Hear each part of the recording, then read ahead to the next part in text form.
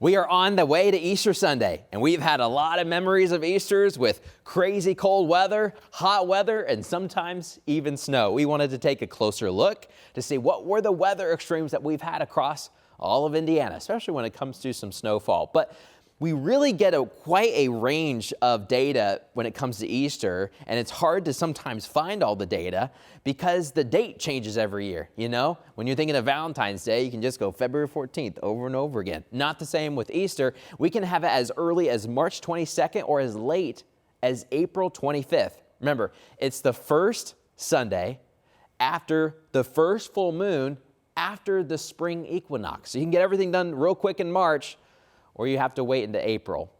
Now, when we're taking a look at this, time frame, March can be a lot colder than late April. And so you're going to see some crazy extremes. Check this out.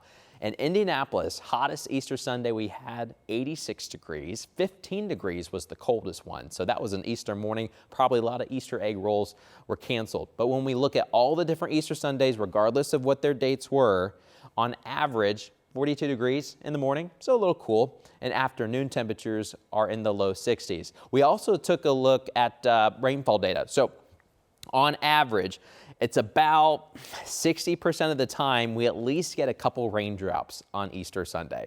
It is our rainy season, so more than half the time you get a couple raindrops. Now, in order to get more than a trace, so a trace would be just a couple raindrops, barely even enough to wet the rain gauge. So if you want more than that, because, when you get maybe a couple sprinkles and it's dry the rest of the day, it's kind of a dry Easter, right? But when we get more than that trace, more measurable rainfall, it happens about 40% of the time. So we've had a lot of rainy Easter Sundays. Remember 1921? That was a wet one, over 2 inches. And when we look over maybe the next 5 wettest, a lot of them are in the 1-inch category. So we've had some wet Sundays, but a lot of times if it does rain, it's more towards the 1/4 inch or so. Really kind of depends on, are you getting maybe severe weather? So we've had that on Easter Sunday as well. But we've also been cold enough for some snow. We took a look at South Bend, Indianapolis, and Evansville, and we've all picked up a little bit of snow on Easter Sunday. These are the biggest Easter Sunday snows that we've had. 1964, over 3 inches there in South Bend.